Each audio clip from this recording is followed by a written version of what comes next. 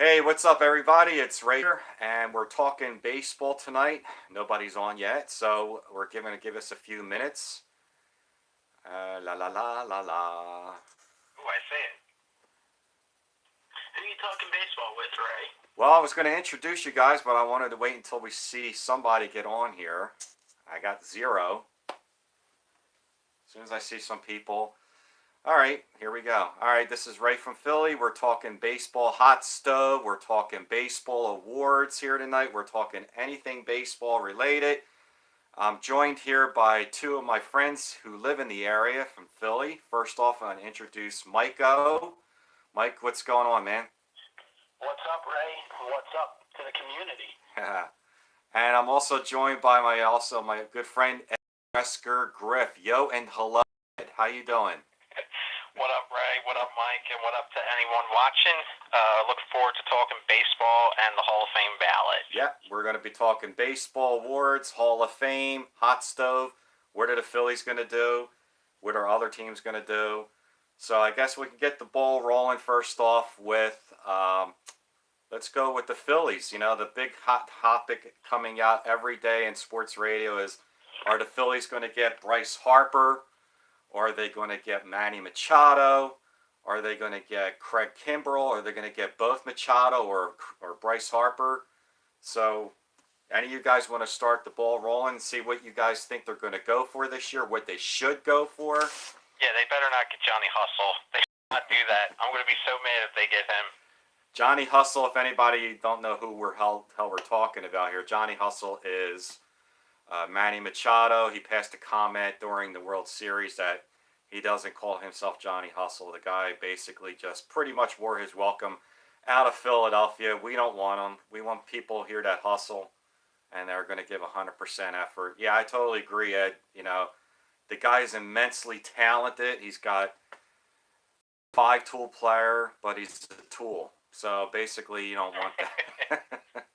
We don't want that in here. So, Mike, who do you think the Phillies should be going for during this offseason? Who they should be going for? Well, they should open up the bank account for sure. There's no doubt about that. This is a team that, for a healthy portion of the 2000s, was a top five payroll. They've been saving up money these last few years, and in the course of these last few years, they also got the huge contract with Comcast, a couple $2 billion, so they can absolutely get one of the big headliners. If I get my pick, it's absolutely go after Bryce Harper. I really fear the Machado long-term contract. The guy is unbelievably talented, and he plays in the infield, which is a plus. But if you're in a contract year in the freaking World Series and you're having hustle issues, that's problematic for any team, but that's extremely problematic for a team in the Northeast, and it's especially problematic in a city like Philadelphia. He's the type of player, if he comes in, gets off to a slow start, makes some asinine comments, jogs down to first base a little too much, things could go south real quick, and then you're locked in for another decade. Not to mention the potential injury concerns. Not that injuries can be controlled in every situation, but I think the play's got to be for Bryce Harper. They need the talent, they need the ability, they need the youth. Because you got to remember, these guys are going to get paid a lot of money, but they are not your typical free agents. They're 4 or 5 years younger than most free agents. But the Phillies organization also needs the star. They desperately need a big name to help draw in fans, to help bring attention in this city nationally. It's something that I think is really important to their brand. And beyond that, they definitely have to go out and get a left-handed starter. They need some more depth in the bullpen. And honestly, they could use another position player or two, but I'd be all about making some trades because they're going to have some excess young players that could be moved. So that's my little spiel on it. Yeah, I agree. I mean, it's a shame because he is an excellent player. He's young. He's 26 years old. I mean, you're getting a guy for the next 10 years. But in this town, I mean, we have a reputation of being really hard on our players because we want to win. And, you know, we like players like Lenny Dykstra and Pete Rose and Larry Boa. And, you know, we were hard on Mike Schmidt, who was the greatest third baseman of all time, because fans took him as kind of lackadaisical, but they didn't realize how much of a phenomenal player he was. I don't think it would work out well here. It's a shame. I think he would definitely help us out talent-wise. But again, with some of the comments, and Ed's even said it himself. Ed likes the Orioles. He's been an Orioles fan, and Ed said that he's heard some things coming out of that locker room in Baltimore that he's kind of a cancer, and not to mention he's got who's the agent, Ed? Is it Scott Boras? Yeah, Scott Boras represents Manny Machado, but he also represents Bryce Harper, and we all know that Scott Boras always wants I didn't know that amount of money for all of his players. So the thing with Manny Machado is, and I've seen him play his entire career, he's an incredible player. Defensively, there's nobody better in baseball at the hot corner. The problem is that Manny Machado, especially in his last year in Baltimore, he really, really turned off a lot of the fans down there by his actions. You take his on-field antics aside, this year he didn't even show up to FanFest. He didn't tell the front office or Buck that he was doing that, and he basically gave the Orioles an ultimatum. He said, listen, I'm not playing third base. I'm going to play shortstop. Ultimately, I think he did that because Boras, shortstops get more of a premium on the market, in my opinion, than a third baseman was, because shortstop's a tougher position. Right. Financially, you're going to get more money that way, but he just has a lot of baggage. He also has an injury history, so there's too many red flags for me as a Phillies fan to want to give him the keys to the kingdom. Because the Philly, there's not, in my opinion, there's the Yankees, the Dodgers, the Red Sox, they could give him a boatload of money, and they could be okay. Even if the deal doesn't work out. You saw that with the Red Sox with David Price. They gave this dude a boatload of money, and it worked out for them in the long run. They won the World Series, and he was a big contributor, David Price. Right. But for the Phillies, I feel like if they give this guy the keys to the kingdom and it goes south, it's going to be extremely difficult for the Phillies to retool. Because we saw at the end of our golden run, when we had the contracts of Howard, when we had the contract of Lee and Holiday, and those guys fell off, it was extremely difficult to rebuild. We're still in that rebuild process. Yeah. So the Phillies need to be incredibly smart with their money. I agree. So this offseason, I feel, is one of our biggest, it's going to have a tidal wave for the next 5 to 6 years, what we do this offseason. It could set us up for future success, or it could reel us back into the rebuild. So we're going to have to see what happens. Well, we got a comment from Wildcard72 Cardboard. That's Scott. He made a suggestion. What do you think about the Phillies going after Andrew McCutchen? Can he still play center field? Has he lost a step? I mean, we don't want Odubel Herrera anymore in center field. Do you think that would be a good fit in getting McCutchen? Either one of you? I wouldn't want McCutchen. He's a lot older. I think the Phillies need to try to get younger, and I would rather them, if they're going to want star power, if they want to spend the money, like all the reports I'm reading saying that the Phillies want to spend a good amount of money, then if they want to do that, they should go after Harper. Yeah, they did post a comment last week that not only were they going to spend money, but they were going to spend stupid money. So whatever that means, if that means they're going after both Harper and Machado, I don't know. But it's going to be this is a great time of the year. I mean, all the gossip talk, all the things coming out of every agent, every camp. You're looking every day to see who we're going to get, because the Phillies, they had a terrible last 6 weeks of the season, but they finished with 80 wins. They had a great first half, and they're a couple players away from being a 90-plus win team. I mean, they have Aaron Nola, Rhys Hoskins, supposedly, from what all three of us are hearing, is going to go back to first base, which is where he should be. And, after that, we still have Aaron Nola as our ace, and I'm hoping maybe they fill the shortstop position with getting Freddie Galvis back for a year. The guy, wasn't a great hitter, but defense was really an important factor for the Phillies this year. So hopefully they make an improvement at shortstop, and we'll see. I mean, I think they are going to go after Harper, and I think they're going to go heavily after Harper. And I think, his batting average is a concern for me, hitting 240, 250.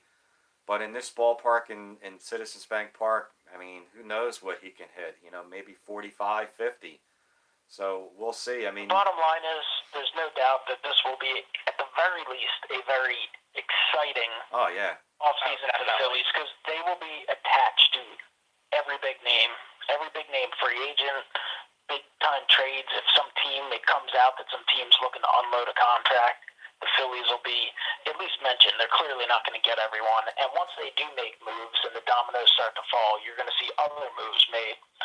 You know, they already last year had an excess of infielders and maybe even outfielders if they decide what they're going to do. You know, if you go out there, there's been some talk even that they've been talking to Michael Brantley, former Cleveland Indians. So, I mean, I could see them grabbing 2 outfielders and shuffling things around. They're shopping Carlos Santana. He could stick around. He could play some first base and third base and do a little bit of bench work as well if they end up moving Hoskins back to first. But they're going to be making moves, so it's certainly going to be exciting. I mean, like you, Ray, I always look forward to the offseason, the hot stove. The disappointing or the frustrating part, I should say, about the offseason is it gets underway and there's just like that slow build, and then you start to see some things happen. So earlier today, Kurt Suzuki, who's not a huge name, the Nationals, so it was one of the first free agent signings. There have been a few other minor ones, and now this afternoon there was a big trade with the Yankees acquiring James Paxton, so you're going to start to see now a few moves start to filter in, and I think things will get really interesting at the winter meetings in about 3 weeks or so.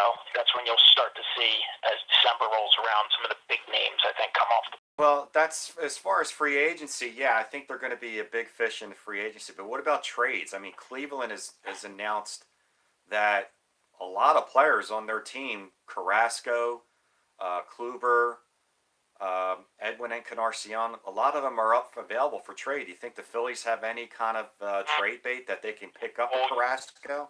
Sports Grunt just mentioned that in a comment about Cleveland, but I definitely agree. They seem to be in sell mode. They want to trade Kluber, and he's just coming off a Cy Young potential season. I think he came in like 3rd or 2nd place in the voting. He's a phenomenal pitcher. Oh, yeah. Trying to trade Carlos Carrasco, and I think they're trying to move Michael Brantley. They definitely need outfield help. So I think they're a perfect trade partner for the Phillies. They should try to get either Corey Kluber or Carlos Carrasco. Yes. Move some of the excess outfielders that we have. Maybe move a Odubel Herrera. And even though I really like him, Nick Williams, maybe even try to dangle him. Try to get these guys from some prospects. And you can get a certified elite ace starting pitcher in Corey Kluber. Yeah, that'd be an incredible fit. Yeah, I absolutely agree. I mean, Jake Arrieta was a disappointment in the second half of the season. They do need to solidify the number 2, and Arrieta would be okay as a 3 or a 4. So yeah, if the Phillies can try and pull off some sort of trade to get Carlos Carrasco or Corey Kluber for that matter, that would be huge. Someone asked about Maikel Franco. What do you think is the future for Maikel Franco? I mean, are they going to go with Santana at third base? I mean, Santana's under contract. I think they need to try to trade Carlos Santana because it doesn't really fit on the team. You can't have Rhys Hoskins playing the outfield because when you look at the sabermetrics and the statistics, Rhys Hoskins was the worst defensive outfielder in baseball this year. So that's extremely concerning. You have to play Rhys Hoskins because he's the future and he has the great offensive potential. But you have a guy playing out of position. He's not an outfielder. He's a first baseman. So there's really nowhere you can put Carlos Santana. He's not really a third baseman. He's more of a temporary solution for that position, and he doesn't catch anymore. So the Phillies are kind of in a bind. They have to try to move him. Right. And I think they want to move on from Franco. I know we talked about this before. They tried trading him they wanted to trade him, and then he got hot, and then they just wrote him out. But he kind of fell off in the second half. So I think they definitely want to move the page on Franco. And J.P. Crawford got hurt, so that gave Franco a chance to get some playing time because you're right, he was out the door in the middle of the season. And then when Crawford got hurt, then steps in Franco, and Franco got hot for about a few weeks. And I mean, Franco's I like the guy, and I think he's got a lot of potential. But you're right, he's up and down. he can catch streaky at times. You look at his numbers at the end of the year, you don't even realize that the numbers aren't that bad. You're like, wow, he didn't actually have that bad of a season. But when you watch the games day in and day out, you shake your head. You're like, that play was a bonehead play. That play, swinging low and away in the dirt with a guy on third, leaving him stranded. There's basic fundamentals that I think he has talent, but he's like a Duval Herrera in some cases where, the mind and the athletic ability doesn't mesh. Franco definitely has value, though, on the trade market. He's still relatively young, and he still has a great contract. So there's definitely going to be small market teams out there that'll want him. I know the Padres were definitely interested in him, and I believe the Rays were. So if you could trade Franco for a couple relief pitchers, I think it's worth doing. Because the Phillies do need to bolster their bullpen as well. Yeah. Yeah, I think Franco is actually great player for a small market team looking to, maybe hit it big and not have to give up the bank for, because Franco still doesn't make much money. He's still young. I think he's like 26. Mm-hmm. He has a ton of ability. It's not working out in Philadelphia. He's one of those guys that I could see getting moved and have a few big seasons. Like, he's got the potential couple all-star seasons in the future. Right. Whether that'll be, prolonged success or not, I don't know. I kind of doubt it at this point, but I think someone will do well picking him up, and I certainly expect the Phillies to move him. Also, on an unrelated or on a hobby-related little deal, opened the box of 2018 Topps Chrome update off camera yesterday, and got an X Factor autograph. You guys want to take a guess at who I got? Was it a Philly? Yes. Maikel Franco. No, he's not in the set. I'm going to say Rhys Hoskins. No, I'd be much happier about that. This is a guy who was a acquisition in the offseason, so that's why he's a No, Mr. Carlos Santana. And my first thought as I saw it was, well, he'll be off the Phillies in about a week or two. Put it into the obscure Phillies PC. Yeah, I saw him playing. 1 year wonder Phillies PC. I saw him playing in the MLB All-Stars versus Japan. I seen a Philly playing first base. I'm like, who was that? And it was Carlos Santana. I'm like, I saw that too, and this is the stupid stuff I think about. I was like, what? It'd be kind of hilarious if the series is still going on and the Phillies trade him and he shows up tomorrow in like a freaking, I don't know, Tampa Bay Rays uniform or something. You're right. I mean, it's going to be interesting. I do think the Phillies they're going to make more than one splash. I do think they're going to make two. I don't know. If I had to predict, I'm going to say Harper and Kimbrel. Why they're going to go after the closer, I don't know. I know they had a lot of blown saves. They missed Jonathan Papelbon. They like that 30-plus-year-old closer. Red Sox. Who's still productive, but not quite as good as he used to be. Mm-hmm. Knows how to pitch a little bit, so he has some success, but probably not worth $15 to $18 million a year he's getting. I'm sorry to be a negative, but hey. Signing Kimbrel would be a disaster. I hope they don't do that. I only say that because they're paying him for past successes, and I feel like Kimbrel, he was so shaky. He got it done. Credit to him. He did his job. But he was so incredibly shaky in the postseason for the Red Sox. But he did do the job, but I feel like he's pitched so many innings the last 2 to 3 years. You got to feel the wear and tear on his arm throwing those high 90s fastballs. I don't want to tie him up to another contract. That has Papelbon Jr. written all over it. I don't even want to touch that. Right. It should be said that I think Craig Kimbrel's probably a lot better guy and a lot better member of the locker room than Mr. Papelbon was. Oh, much better. I mean, since Papelbon was already trying to choke out one of our top off-season targets a few years ago. Yeah. So we got a question from the Sports Card Kid. He was saying, what if the Phillies just stand pat this year and wait another year or two for when Trout's available?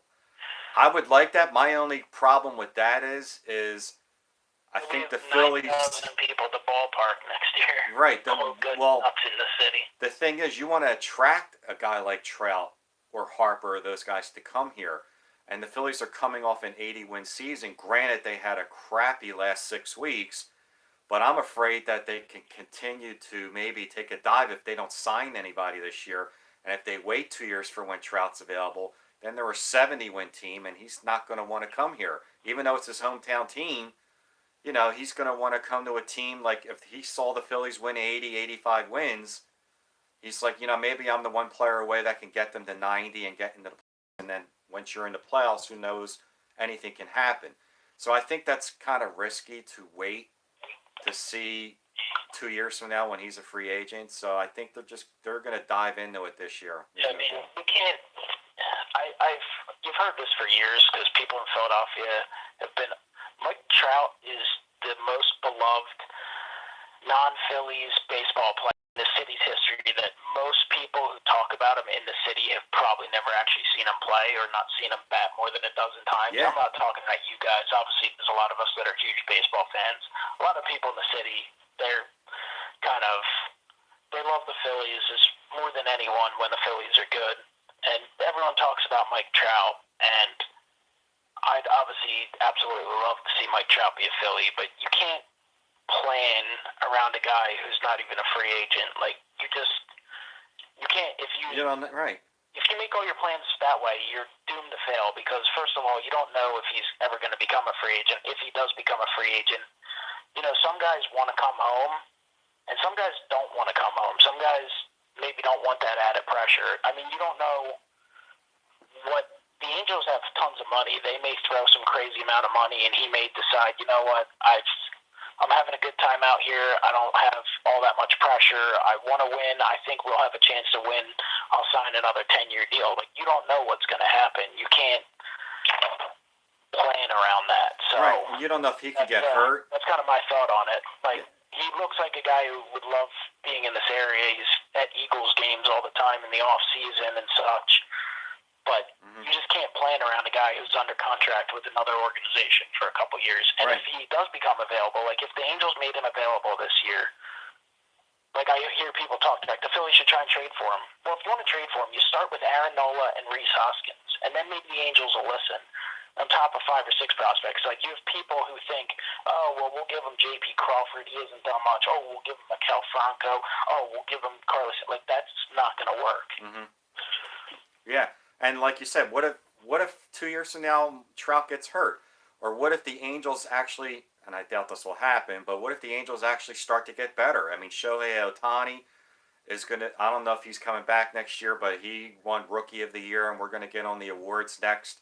But I feel like the Angels have been in a rut for like the last 5 to 10 years. Yeah, at least. But that Pujols contract did not work out for them. I know that was supposed to put them over the edge, but yeah, it's just like I feel like every year they're in like 4th, 5th place. So you got to like Mike Trout has been on that team he's been on that team his whole entire career since 2012. So you got to think that, you know, even if they give him a really nice financial offer, he's going to want to go somewhere else. Yeah, and you can't.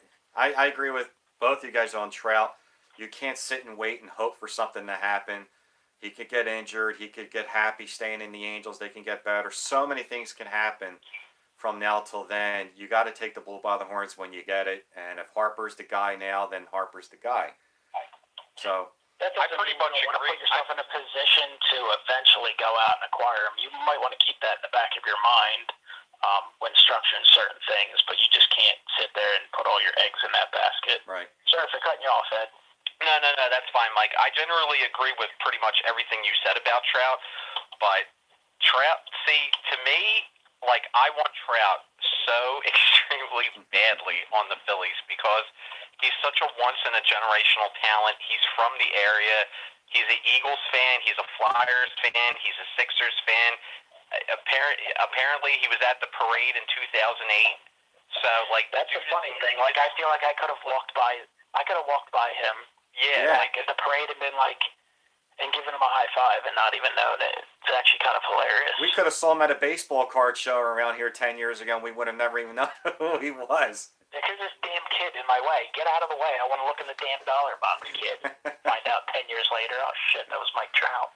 So I think that's why Philadelphia fans in particular are so obsessed with Mike Trout, because Mike Trout, is a Philly sports fan, and he's a Philly guy, so everyone, really, he's and it doesn't hurt the best player in baseball, and he's a once-in-a-generational talent, so I feel like the Phillies, I agree with what Mike and what you're saying, Ray. They can't pin their hopes on maybe if Trout becomes a free agent and maybe if they have enough money, they need to try to win now. They need to try to make the winning moves now. But if Trout does become available, they need to put a single resource into trying to get him. He's the only player in baseball that I would pretty much give the keys to the kingdom to, give any dollar amount to. Right.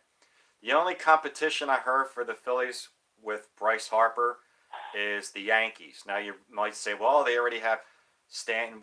The rumor that came out that I heard on MLB Network was that the Yankees might trade Giancarlo Stanton after only having him for 1 year to make room to sign Harper.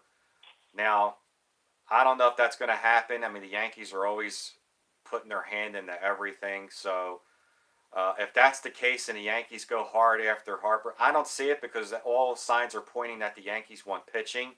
So I think the Yankees could go after like a Corbin. They really want to better their pitching staff. And I think they're going to go after Machado and a pitcher. And I think the Phillies are going to end up with Harper. And I'm okay with that. I don't like his average. It has dipped. But if he can make up for it and hit 45 homers, 110 RBIs, I'm fine. I'm good with that. But on another topic, let's change gears here now. The awards just went by. We could start off with the American League and National League Rookies of the Year. What you guys think? Who do you think should have won it?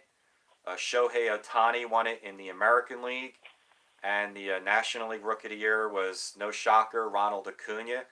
Were you guys okay with those picks, or did you feel... There might be some fireworks here. I know a lot of people were mad about Ohtani winning. I'll let Mike go first. Oh, so you want to get me in trouble first. So, I actually had no problem with any of the awards this year. I thought they did perfect with the MVP. I thought they did fine with the Cy Young. Of course, there's always some debate. And honestly, in my opinion, they actually got Rookie of the Year correct, and I know a lot of people don't agree with that. I think Acuna made a monster impact in the National League. Juan Soto had an excellent season as well. Acuna was just a little better in a shorter period of time. And as far as the American League goes, I think you can say the same exact thing. Listen, Andujar had an amazing season, and he certainly could have won the award. And if he won the award, I wouldn't have had a problem with that.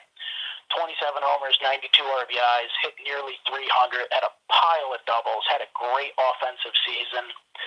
But Shohei actually had a pretty amazing season as well. 22 homers, 60 RBIs, hit 285, and he did make 10 starts. I know a lot of people are like, he only played 104 games. Well, you got to remember, he started 10 games. That's the equivalent of 50 games if you factor that in.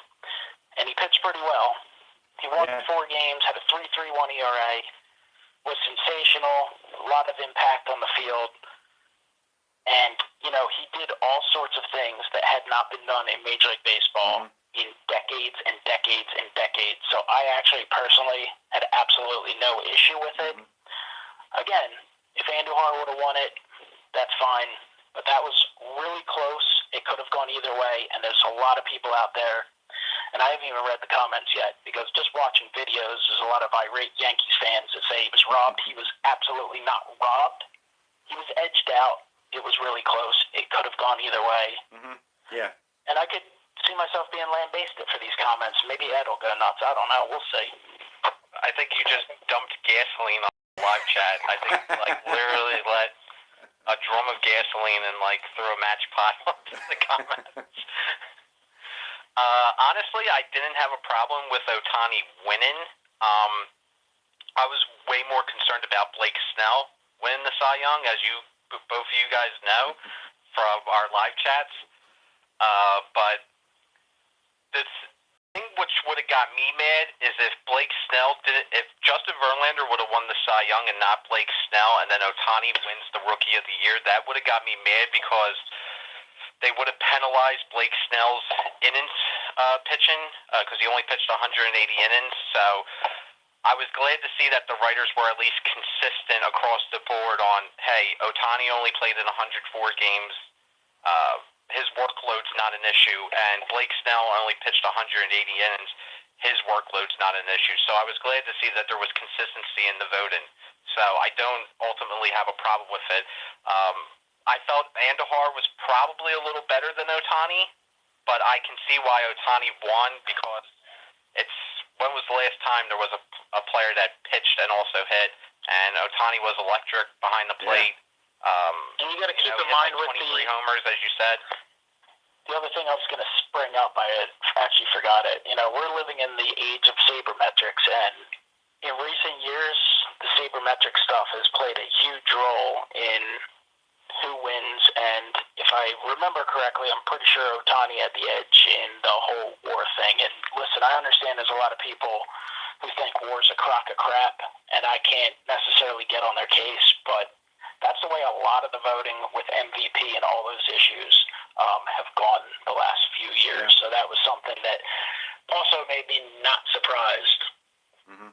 My only thing with WAR is, and I like WAR as a statistic, I just wish it was more generally scored across the board because baseball reference and Fangraphs tend to score WAR differently. I wish there was a more general consensus on how WAR is built. It seems like it's different from website to website. Because Aaron Nola on one website, I think it was Baseball Reference, his WAR was like 10.9, but then on Fangraphs it was only like 6.5. Right. That's a huge discrepancy. Right.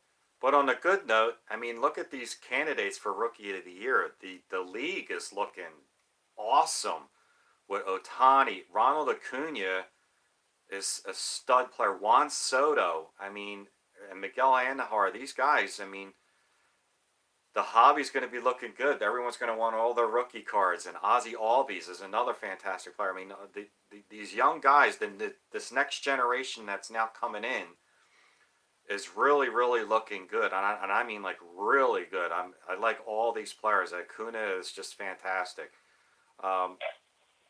Moving on to Cy Young, I mean, the National League winner was Jacob deGrom. Someone posted in the comment there that Aaron Nola should have got a lot more second place votes. I agree. Aaron Nola should have got a lot more second place votes. I had a problem with deGrom winning it. I know his team was a terrible team. The Mets were awful, but I always look at wins, and I guess I have to start changing my thinking these days because there's not a lot of players that 20. That's why when Blake Snell won it with 21 wins, that was a no-brainer for me because you don't see 20 wins anymore. And so I had no problem with Blake Snell winning it. He deserved it. But Jacob deGrom, even though his ERA was great, he pitched a lot of innings, he had a lot of strikeouts. I mean, the wins were, I mean, if he was 16 wins, 15 wins, I don't think I'd have a problem with it. 11's really, really low. I don't mind. I didn't mind Jacob deGrom winning. If you look at the season he had, it was absolutely historic. I do feel, however, that Aaron Nola, and I'm not trying to be a homer here, but I feel like Aaron Nola would have won the Cy Young if he would have beat Jacob deGrom in the two starts that he faced him in September. Yeah. Because if you remember in September, the Phillies had that stretch where Aaron Nola faced Scherzer twice, and he defeated him twice. Yeah. And then he faced deGrom twice, but he didn't beat deGrom in either one of those games. I felt like if Nola would have beat deGrom in both those games and the Phillies finish a little better than they would have, and Aaron Nola would have finished a little better, he definitely would have won the Cy Young. Yeah, I agree. And, well, at least we know, the future's brother, Aaron Nola. He was our top pitching prospect a couple years ago. And didn't get off to a great start, but didn't get off to a terrible start. He was good. And this year he just put it all together. And, I mean, the future's looking bright for Aaron Nola. He's going to be around for a long time. Blake Snell. I mean, that guy is just a stud, winning 21 wins with a team that didn't have that many wins themselves neither. I think the Tampa Bay had 90 wins, which is not bad. I mean, it's good, but I had no problems with Blake Snell. Moving on to MVP, I was totally in agreement with the National League with Christian Yelich winning it. The whole second half of the season, MLB Network and ESPN was saying it was going to be Javier Baez, and it really was. But Baez in September didn't play nowhere near as good. Christian Yelich won the MVP in September, and instead of Javier Baez. Baez had a great, April to August, but I don't know what the hell Christian Yelich ate. But he had a great all season, but Yelich turned it up 2-3 notches in September and stole it. And they got it right because Yelich hit 326, and it was almost a stud. Won the Triple Crown. Almost won Triple Crown. That's right. And yeah. He's got a great arm, great fielder, has good speed on the base pass, can hit for average, can hit for power. I mean, and it was good to see that. I mean, someone had posted that. I think Mike, didn't you say that the last Marlins that won the MVP was Giancarlo Stanton? Someone said that Stanton won the MVP. I think it was something the Marlins were the first team to trade back-to-back MVPs or something. So next year that means. So does that mean? I think Derek Jeter should be barred from the Hall of Fame based on his early performance with Marlins ownership. So there's something that'll get the Yankees fans all fired up. So Jeter would have said it with I'm obviously just kidding, but holy Lord. So they're saying, does that mean Marcell Ozuna is going to win the MVP next year? That would be 3 years in a row that a Marlin won the next year. Sports betting's coming to Philly soon. Yeah. Get on that. Toss a few bucks on Marcell Ozuna. I'm sure it'll be huge odds. You'll be cashing in next year. Go after that top 300 set. Right. No, go after JT Realmuto because that's the guy that the Marlins want to trade. Yeah. They're apparently supposed to trade JT Realmuto. And the Phillies need catchers, man. They need to go after this guy. Come on, Clintac, pick up the phone. Yeah, I would love JT Realmuto. Get off of this live feed and start making phone calls, pal. And the American League MVP, what'd you guys think about that? Was it deserving? That was a no-brainer. Mookie Betts all the way. Yeah. Trout, again, I mean, unbelievable. Finished in second place for, what did they say, fourth or fifth year in a row? Something like 6 or 7 years, I think. It's incredible. I would have, Trout missed too much time, though, compared to Mookie. I think Trout missed close to a month with his injury. Yeah. He was on the DL for a month. If Trout doesn't miss that month, he probably puts up a little better numbers than Mookie Betts and probably edges him out. But Mookie Betts was unbelievable this year. He was just absolutely incredible. Yeah. Yeah, I definitely think they got it right. I think, like you said, Ray, Yelich, he won it there in the last few weeks. He helped propel the Brewers into the postseason and into the position that they finished at. And Mookie Betts, you could just see all along, he was the guy start to finish. Right. So had no issues with them. And same thing with the Cy Youngs. I was just kind of hoping secretly that Verlander would win just because, the community would have been blessed with the Ed Rant video, the lone gasket on screen. It would have been epic. But hey, it's just something, maybe in the future that'll just keep building up, and eventually the rage will come out in some sort of video in the future. So I think that's something for everyone in the community to look forward to. I definitely would have made probably a rant video if Blake Snell didn't win, only because I would have been so mad that the writers penalized Blake Snell workload, but didn't penalize Ohtani. That would have set me up a wall. Plus the fact that you've been buying Blake Snells left and right. That too. My little $2 rookie cards. Hey, I got one too. So the Topps Chrome rookie, thanks to you, Ed. It's in Michael's hands now, getting ready to be graded. So that's going to be a cool pickup. Yeah, I mean, Joe Silverjack, if I was on right now, I know he wanted Andahar to win Rookie of the Year. I mean, it is what it is. I mean, I would have had no problem with either guy. Andahar had better numbers across the board.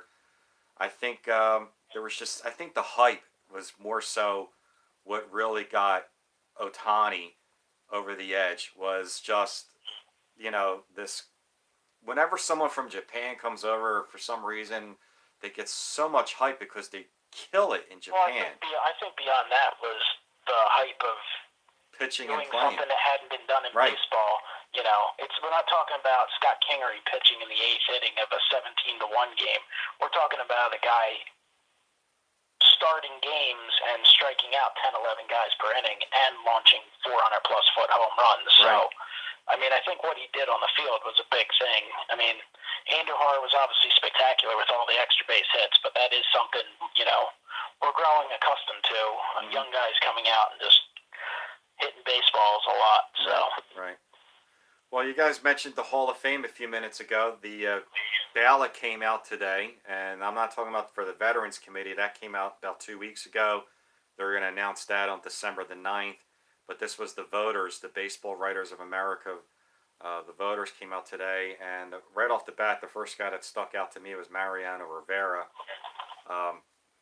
He's without a doubt going to be a first ballot. But I don't know if you guys got a chance to see the other names on there. Todd Helton. I looked at it. Of course. I already looked to see how many ballots have been cast. Yeah. Only at 2. I can't wait till there's a lot more than that. Yeah. I got 4 people making it this year. Who's your 4, Ed? Well, definitely. Let me guess before Ed does it. All right. Ed's guess is going to be he's going to be in full homer mode, and his guess is that Michael Young, Billy Wagner, Kurt Schilling, Scott Rowland, Roy Oswalt, and Roy Halladay all get in and they all go in with Phillies hats. Really? Well, don't put money on that. That's not going to be safe money. So who do you think's going to be, Ed? Who's your 4? Well, obviously Rivera. Yep. I think he should at least get at least 95% of the vote. Mm-hmm. How can you not vote for him? I understand nobody. Here's how, Ed. Because there's a lot of people who have Hall of Fame ballots that are what you call assholes and dopes, and that's how. I just wanted to let you know why it happens, but, It's amazing that he won't get 100%. There's Joe Silverjack, if I just said on here, there's going to be some douchebag that's not going to vote for him. Is there ever going to be somebody that's going to get 100%? Is it Jeter next year? I think Jeter had a shot until Jeter decided to start screwing over the Marlins. Yeah. So now the Miami writer. Didn't he get 97 or 98?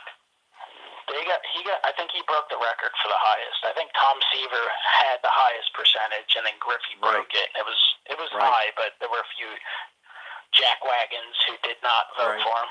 Right. It was Jim Palmer for a little while, and then Seaver passed him, and then Griffey passed Seaver. I think Griffey finished with 98, 99%, some astronomical, phenomenal number. All right, we got to get back to Ed's. Yeah. Who's your 4? I cut him off. Okay, so we got Mariano Rivera. Right. Going to be I'm going to say he should get at least 95%. Should get 100%, but like we established, some assholes won't vote for him. Next, I definitely think Roy Halladay is going to get in on the first ballot. I think he will get around 80 to 85%, but I think he'll definitely get in. I would be shocked. I'll say this. I'll be shocked if he doesn't get in. Mm-hmm. Next, we got Edgar Martinez, who will finally get in on his last year of eligibility. He got 70.4 last year, and little tidbit here: every single person that's been on the ballot that has at least gotten 70% of the vote has made the Hall of Fame. Yep. So playing the percentages, I think Edgar Martinez is definitely going to get in this year. And the final person that I have going in is Mike Mussina. I think he's going to get in. Last year he got 63.5% of the vote. I think he'll finally get enough to edge him in to get into the Hall of Fame. So those are the 4 that I think will wind up getting in this year. And the ones that I want to see the most interesting to me on the ballot this year, I want to see what Todd Helton gets. I'm really curious to see what percentage of the vote he gets. And I'm really curious to see what Schilling gets. Mm-hmm. Schilling, in my opinion, is a Hall of Famer. You take all the stupid shit he has said, sorry for the curse, but all the stupid stuff he said off the field aside, he's a Hall of Fame pitcher. Yep. I know he's a jerk, but you got to put him in. It's not the Hall of Ethics, it's the Hall of Fame. Mm-hmm. So just get him in there. He's a Hall of Fame pitcher. So I'm curious to see if he will go up or go down. Right. So that's my those are my thoughts. I have 3 players going in this year, and the 3 players I have are 3 of the 4 that you picked, Ed. I have everybody you picked but Halladay. Not that I'm saying he's not a Hall of Famer. I just don't think he's going to be a first ballot. I think he's going to get in. I do think he will get in, maybe year 2, maybe year 3. But I do have it as Edgar Martinez, Mariano Rivera, and Mike Mussina.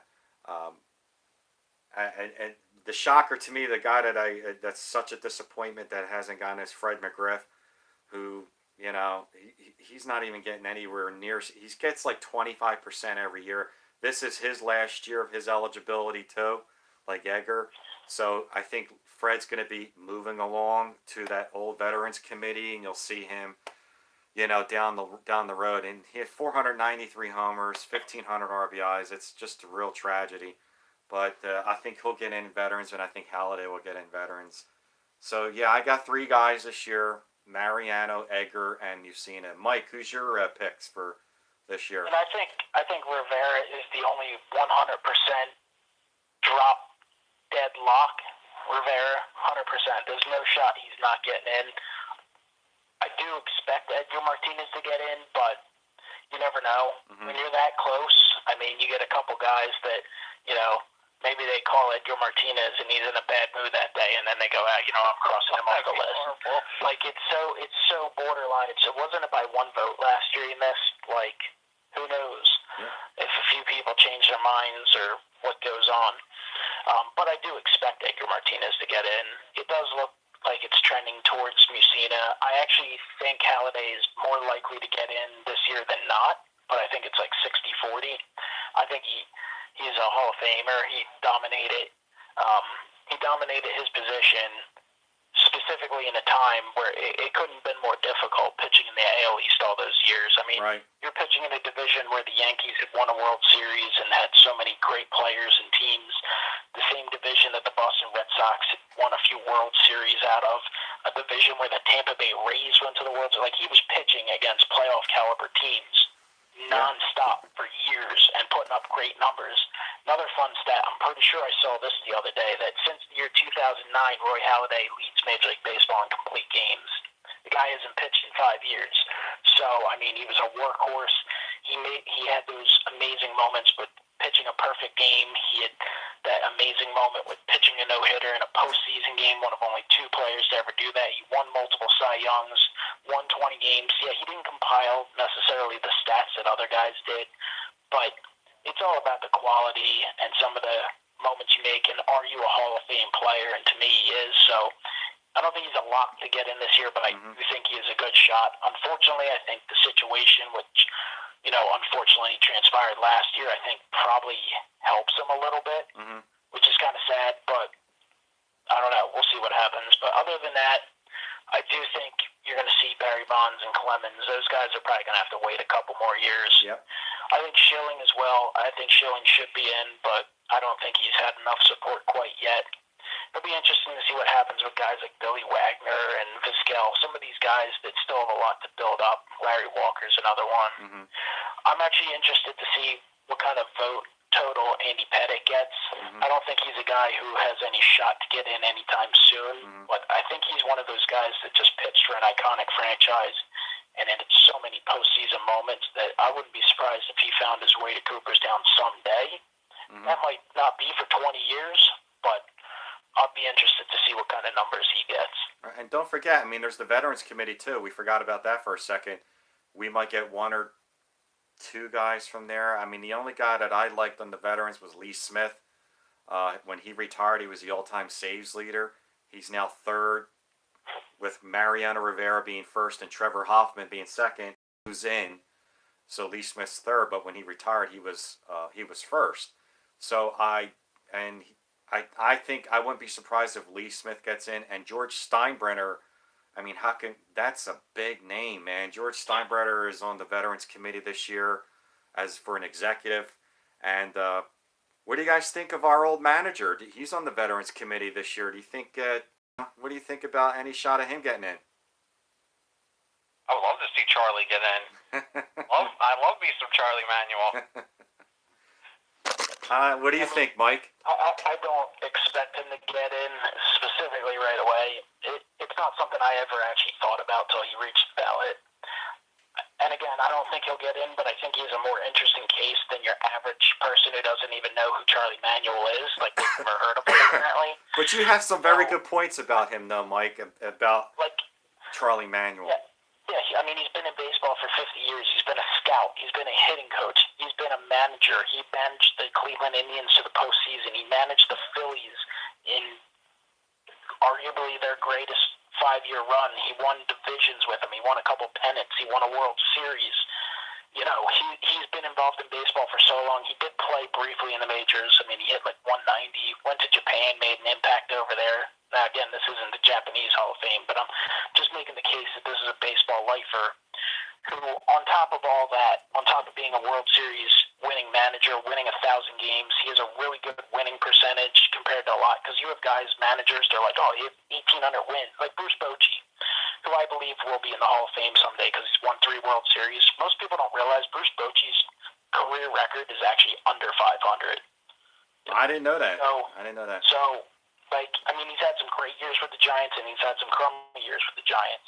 I believe he reached the World Series with the Padres back in the day, but he also had some down years with them as well. So, you know, managers, they are what they are. Plus, Charlie's a hitting guru, like you said, with Jim Thome. And that's what I was going to finish with, was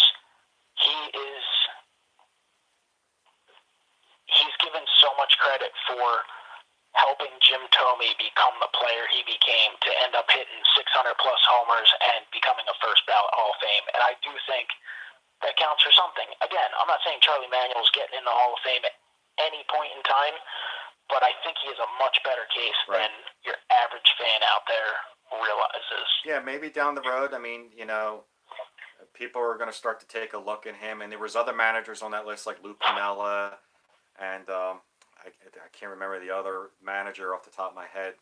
But the executives, you know, George Steinbrenner. So, I mean, you know, overall, I wouldn't be surprised if we have 5, 2 coming from the Veterans Committee. Usually, you know, the veterans don't always vote somebody in, so you might get a big goose egg.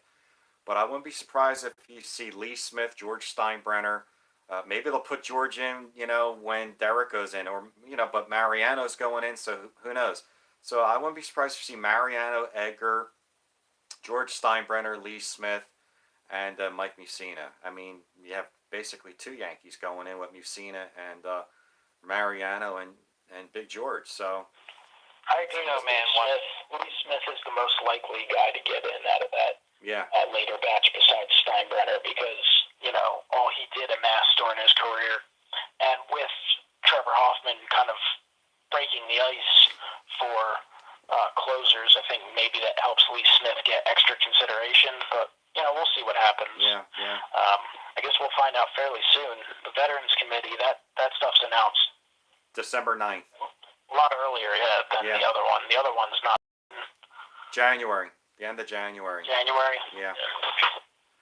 So, yeah, I mean, any other thoughts you guys might have? I mean, we're closing up. Yeah, Pepino Man, what's what?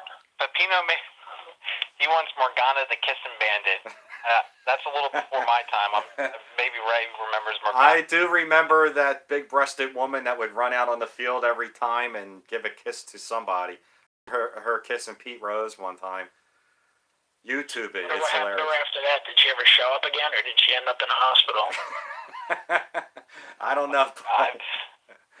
She was a sight for sore eyes, man. Let me tell you. I mean, let's put it this way: that woman will never drown. She'll never need a life preserver. That's why my boy Pepino Man started watching baseball. Apparently, she kissed Nolan Ryan too. Mark continuing to be a grounds crew member. He BS'd us all and acted like, oh, I just want to be a grounds crew member on a team that wins the World Series or that hosts an All-Star game. And really, he's been doing it to hopefully have someone run on the field. And yeah, we got real quick.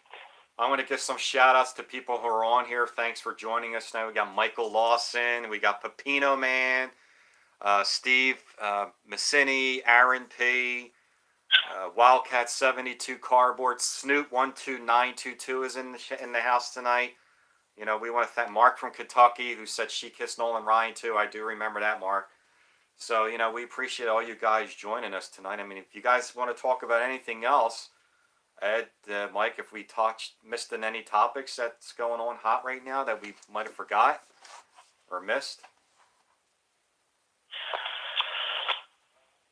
Hey, we covered everything on baseball, unless there's something in the Hobby hobby world that you're looking to discuss. Yeah, I mean, Friday sales for baseball for boxes should be coming up soon. Yeah. They've already begun. Mm-hmm. Yeah. Go ahead, Mike. You would know. Go ahead.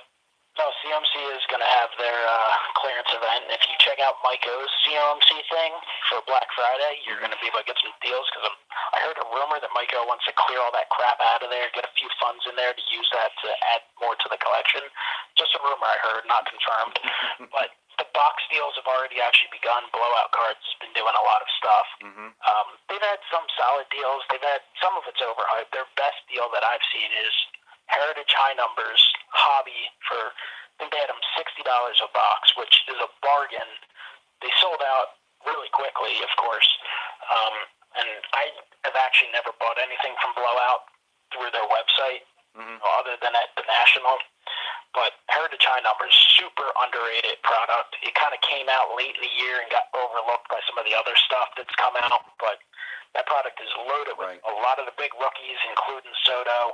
You know, it can be hard to get the big hits, but you get a lot of good rookies and variations and stuff like that. So that's been one that I've seen.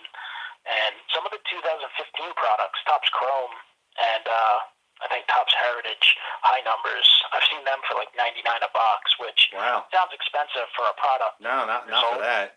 I've seen sold listings for those products upwards of $150 on eBay. So there's definitely, this is a tough time of the year for everyone, because listen, we're all busy. Christmas. The fall is busy. There's a lot going on. You have the holiday. You have Thanksgiving next week, which usually means travel and family and cooking and meals and all that stuff. There's just a lot going on. And then on top of that, Christmas is on its way, which means Christmas gifts, which means spending money that you don't necessarily want to spend. All the Black Friday deals, you have the temptation to go out there and buy the video games or the movies or all the other crap that the retailers are pushing. You have all that going on. You have more travel for Christmas. You have football season in full swing, moving towards the postseason for some teams, maybe not for others. And you have basketball and hockey going on. There's a lot going on. You notice all that I said? A lot of people are like, what the hell is he going on about? I've caused confusion. You know why? Because everyone is confused and everyone is overworked with all the stuff going on. And what that means is that baseball is big time on the back burner.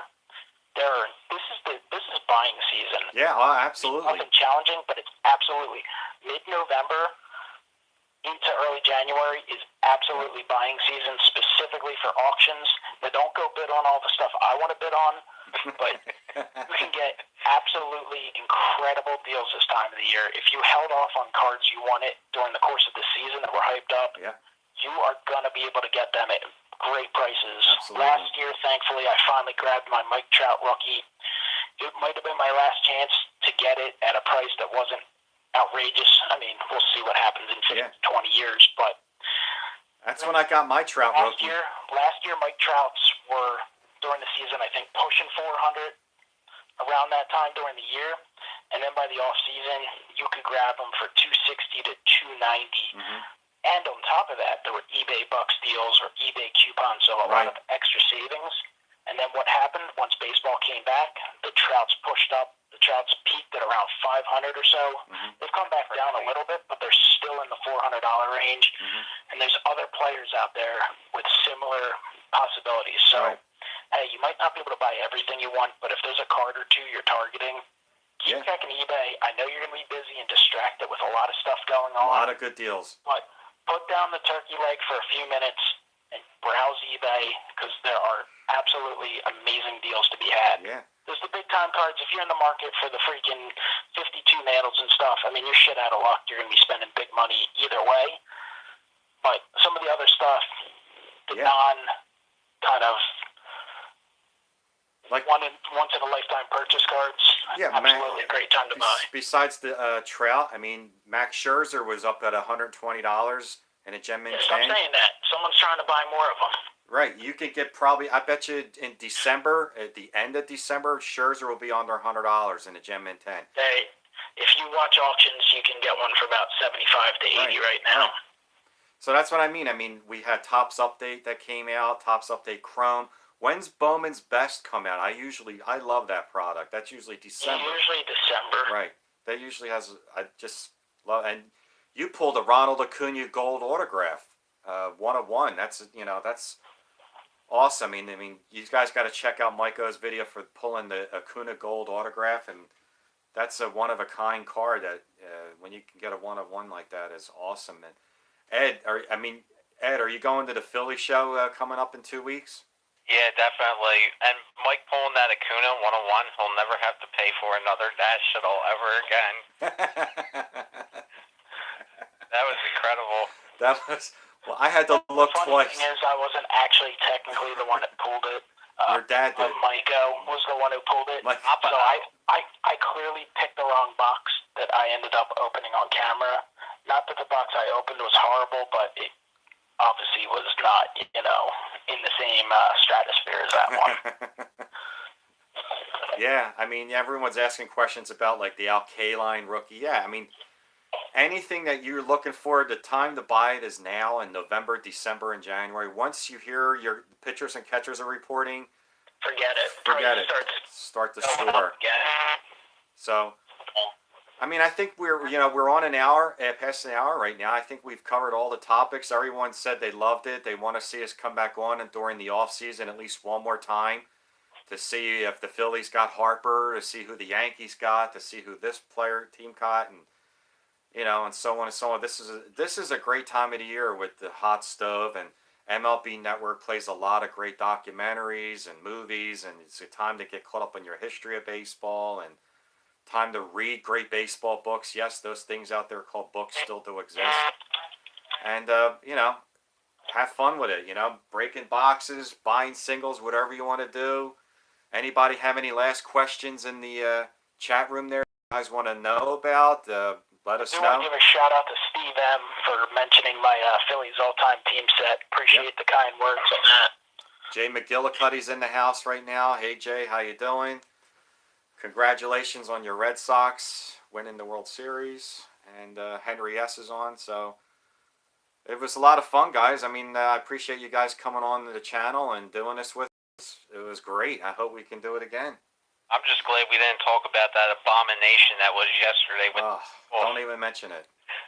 He just had to open up the can of worms. My brother texted me yesterday. Because I turned it on and saw they were losing by 35 points when you guys were bitching about it. I was like, what's going on? I was like, oh, that's not good. My brother texted me yesterday and he said, go Phillies and go Sixers too, because the Sixers right now are playing pretty good with Jimmy Butler. So right now our hopes are the Sixers and the Phillies. And that's fine, I mean, baseball always comes first to me anyway. So what makes a card more valuable? Inserts, low numbered cards. I remember when inserts were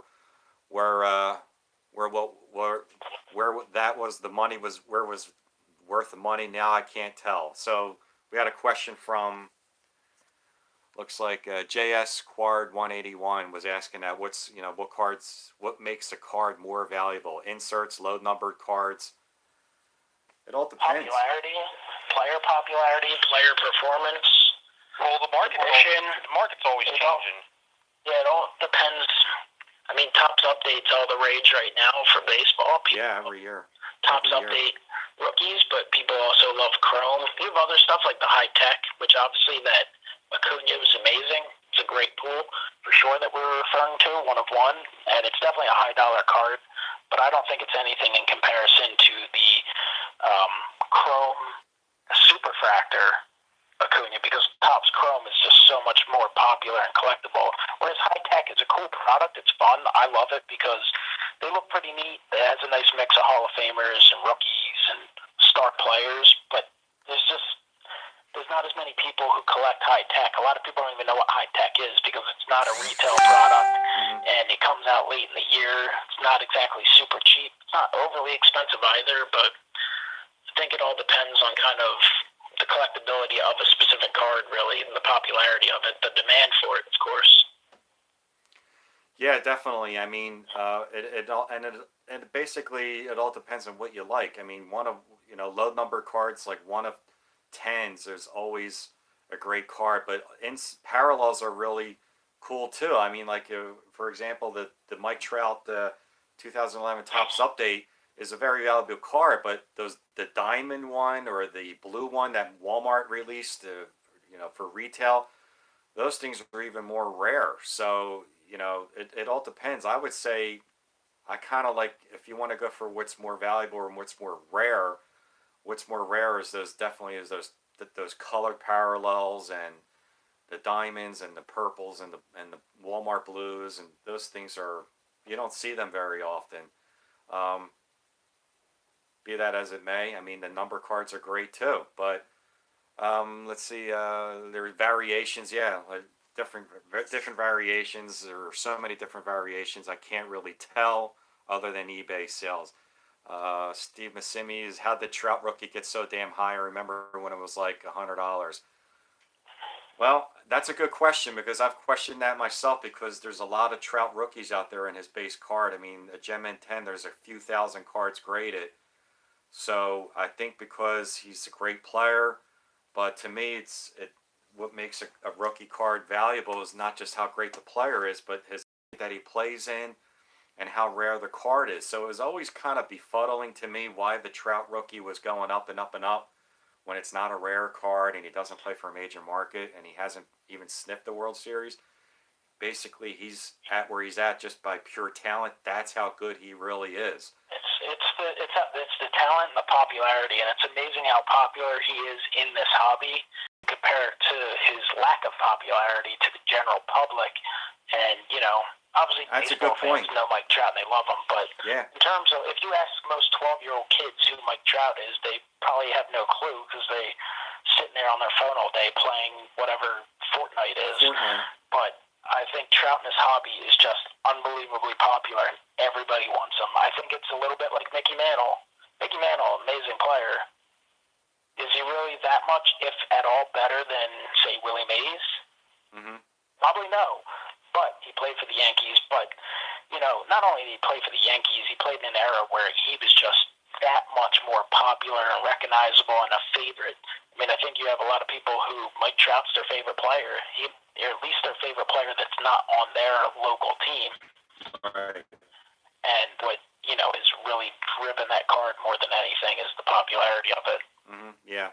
Plus, I think you have a few people who want it, like, not to throw Ed under the bus, but Ed may or may not have had a few of those cards and put them in the mail, and then they eventually ended up in a shredder. And that's not saying anything bad about Ed or to bring up hard feelings, and now he might cry himself to sleep all night, and now I'm going to feel really bad and not get any sleep. But Mike Trout wasn't the hot rookie starting out. So a lot of people didn't keep their Mike Trout, so they need to go out and buy him. Hey, some people got lucky and found a stack of them in their common box. It's the same thing with Tom Brady. Tom Brady was a 6th-round pick, and I've made this comparison before.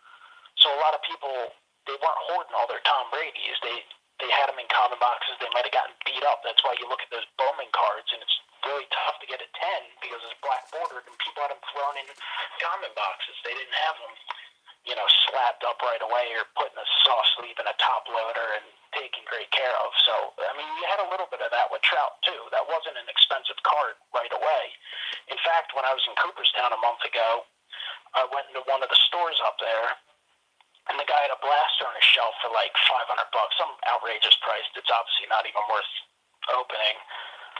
And the freaking blaster had the sticker on it, the great value, $14.98, because it was marked down because it was Topps Update. They were all over the place at that point because no one was thinking about that. Mm-hmm. Another reason I think that card is so expensive, though, is because Mike Trout doesn't have a lot of rookie cards. He only has the Bowman Chrome, he has the Bowman Platinum, he has that Update Rookie, and then he's got the O-Back. So it's not like a Bryce Harper finest card or something, too. Yeah, he has a fine. Yeah, but that's like a higher end product. Your average collector is not going to be picking that up. But compared to the Bryce Harper from 2012, I think Bryce Harper has 15 different rookie cards, and just the Topps flagship product. Right. So, and that's one of the things I actually like a lot about Juan Soto.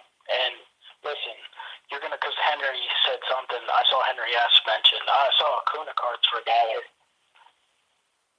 You're not going to really know the value of some of these rookie cards for 5, 6, 7 years. Until these guys reach, they're going to have the hype, but it's when they reach the level of prominent star, established star. We saw it with Mookie Betts. Mookie Betts stuff wasn't all that expensive for a few years. He finally got to a point where he became a MVP candidate and eventually did win the MVP. He was playing in the World Series, and his stuff shot up quite a bit. And what I was going to say before that is I really like Juan Soto cards if you can get them at a cheap price. I mean, they're not super cheap right now, but they're not crazy expensive because Juan Soto does not have many rookie cards in comparison to some of the other rookies this year. And it's a little bit like Ed was talking about with the Trout. I mean, he has heritage numbers, he has Topps Update, he has the Topps Update Chrome, which is the Walmart exclusive product. And he's in a few other products as well, but he's not in everything like some of these other rookies were. And he's 19, though, so he's going to have some growing pains, but he's got a long way to go. I mean, we'll see how his stuff looks 7 years from now. He might be in Bowman's best. Who knows? Yeah, he'll probably be in that product for sure. I think with a lot of the younger players, though, like the players that are just coming up right now, and even the players who have been in the league for a couple of years, like you talked about the Mookie Betts, the market all comes down to what have you done for me lately. Like Mookie Betts' cards were extremely cheap. I did those hunting videos. Those packs were they were $2.50 a pack. They were stupid cheap, which is why I was buying the packs. Now those packs are you can get 3 packs for $25. They shot up crazy because everyone wants the Mookie Betts rookie card now. Right. He won the MVP. Same with Christian Yelich. 2013 update. Those cards were dirt cheap. Now cheap. Since he won the MVP, they're tracking on up. And Mike just said that we didn't the Trout rookie. It came out in 11. It didn't start to steamroll until 15. And same with the Altuve. It came out in 11. That didn't start until last year in 17 when Houston went to the World Series.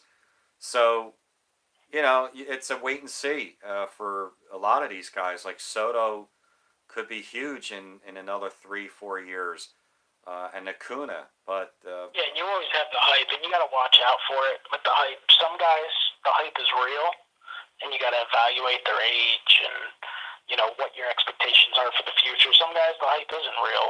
This postseason, and I'm not saying the hype's not real because we don't know yet. But Luke Voit for the Yankees got super popular there. And we'll see, if he goes into the season as a starting first baseman, maybe he has a big season and cards move up. But generally, when you look at it, I'm pretty sure he's 26. He's not a young dude. He might even be 27. One of his few rookie cards was in Topps Chrome Update last year, and they weren't crazy money, but they shot up to $8 to $12 there for a time. I'm sure they're down a little bit now. So, player comes out and has a couple good weeks, their stuff can get that. Oh, easily. Those cards were flying off the Mikeo eBay store. Hey, Maiko bought a lot of Chrome Update last year, and he opened a lot of it, and he had to get back a few bucks, especially after some guy named Weskergriff robbed some of his movements from him cheap. Pepino Man wants to know, is Sarah Jessica Parker Yelich's mom? Not that I know of. I'm going to go out and say no. Where do you guys think Harper's going? I said it earlier. I think he's coming here. It's just too much talk going on right now. Hey, Victor's ripping Don Brown. Hey, Don Brown, he's got this going for him. He was a one-time All-Star for a good half a season. He, at one point, he can always tell his grandchildren he was ranked higher than Mike Trout as a prospect. By Baseball America. Here's what happened to Dominic Brown, in all honesty. The guy had talent, and I don't know what happened. I think he got a big head, but I don't know if you guys remember this. He actually had a signing scheduled for one of the local card shops, wait, what the heck year was that? I don't even remember. 2012, 2013, when he had his coming out party. Mm-hmm. He had some signing, and it was like $15 or $20. He was cheap, right? He has that monster month of May and gets selected to the All-Star game, and he actually canceled his signing because he wasn't going to get enough. And I swear he went to a slump and never recovered from after that. So karma bit him in the ass so Big hard time. that his ass is still burning. Big time. He's also a Cowboys fan. Oh. I remember he went on another Twitter rant about like how the Cowboys are so much better than the Eagles, and I'm like, dude, you play in Philadelphia. It's kind of not smart to do that. Not Here's here. another thing. This is break Ray's heart. You guys might see Ray cry on camera. Just be prepared, everyone watching. So Ray from Philly's favorite player, and he doesn't like to admit it. He likes to like push this off as if it's not a fact because he's just a little bit embarrassed by it. But his favorite player of all time in all of sports is Cameron Rupp, former Phillies catcher, and Cameron Rupp is also a Dallas Cowboys fan. Oh, and forget also it. had some Twitter wars with fans, so I know that's going to break Ray's heart a little bit. No, not at all. Really. And hopefully everyone out there listening knows that that was a super dose of sarcasm. One more Don Brown story real quick. I was at a card show a few years ago, and Matt Stairs was there, and he was signing real cheap. And Matt Stairs, for a time, was easy to get an autograph through the mail, but you're going to get a card signed, right? Well, I had a black bat. My dad was like, well, Stairs would be cool to get on a bat, wouldn't it? You know, he's an 08 Philly, had that legendary moment, Dodger Stadium, where when he hit the ball, it looked like it was heading freaking way out of the stadium. Thank you, Jonathan Broxton, for that moment, and the J-Roll moment, by the way. Anyway, we had this black baseball bat, and it was signed by Dominic Brown. So he's like, should I get the bat signed? I was like, well, I wouldn't get it signed. I wouldn't want Matt Stairs and Dominic Brown on it. So he talks to a guy, gets something, wipes the signature from it, and then tells Matt Stairs, he's like, yeah, I just wiped Dominic Brown's signature from this to get you to sign it. And Matt Stairs gave a little chuckle. So I just thought I'd share that with the public. Yeah, what a flash in the pan. Dominic Brown. I mean, that's unbelievable month of May. I think that was 2012, and I don't know. You do know that the Blue Jays wanted Dominic Brown back in 2009. Remember when we were trying to make that push for Holiday? Like the Blue Jays hung up on him. The Blue Jays wanted Dominic Brown straight up for Roy Holiday. Oh my God. And Ruben Amaro said no. Dude, Well, can you it imagine? still didn't work out for the Blue Jays because the next year they got the legendary Kyle Drabek, whose career didn't last all that long, unless you're talking about the Buffalo AAA team. No, but could you imagine if we would have had Holiday and Lee that year in 2009? They definitely would have beat the Yankees that year. Silver Jacket probably would be pissed off at us right now because maybe the Phillies actually win that instead of sending out, Pedro Martinez at age 58. But it happened. And by the way, rip it Pedro, because I love Pedro the Philly. There's nothing more thrilling, and if Mark from Kentucky's in here as a Mets fan, I apologize. Like, I worked with a bunch of Mets fans for years, and I have friends who are Mets fans who are awesome people, but I worked with some Mets fans that there was nothing better than seeing the Mets, because I was working at a sports newswire service, and if the Mets had a meltdown in the ninth inning, and they were pissed the rest of the night, we loved that it. made my week, because these guys were just straight up clowns. Either way, I always loved being able to be like, hey, you guys paid Pedro Martinez 60, 80, 100, whatever it was, $1 million, and didn't win anything. And he pitched for the Phillies for a half a season for like $1 million or $2 and won a National League pennant. And I love that. Well, didn't they have Tom Glavine at the same time as Pedro? Well, Glavine was part of that iconic, 07 team for the Mets. I'm going to get in trouble. I got to stop ripping on the Mets. Well, I appreciate you guys coming on. It's we've been on for quite a while. Mark's every time the Mets spend big money on a free agent, it never. We feel you, dude. Bobby Bonilla. Yeah, Bobby Bonilla. Bobby B didn't work out too well. Yeah, and Montana was good, but I guess he was a trade. He was a trade, right? And we've had quite a few free agent blunders over the years like Lance You know what Parrish. the Phillies are the best at? I don't know if everyone out there who aren't Phillies fans, the Phillies are the best franchise in the history of sports at getting the wrong brother. Like, they're legendary at that. Like, Jeremy Giambi instead of Jason Giambi, Dom DiMaggio, Mike Maddox. Oh, they're the freaking best. If you want the wrong brother, like, here's something for baseball executives to do. If the Phillies draft a guy, and that dude's brother is in the next draft, We're getting fire that player, because that guy's going to be good, and the guy the Phillies have is probably going to suck. I'm surprised we didn't have Ozzie Canseco, yeah, we've had the bad brother over the years, that's without a doubt. So, well, I'm going to call it a night, guys. I appreciate you coming on. Ed, any final last words?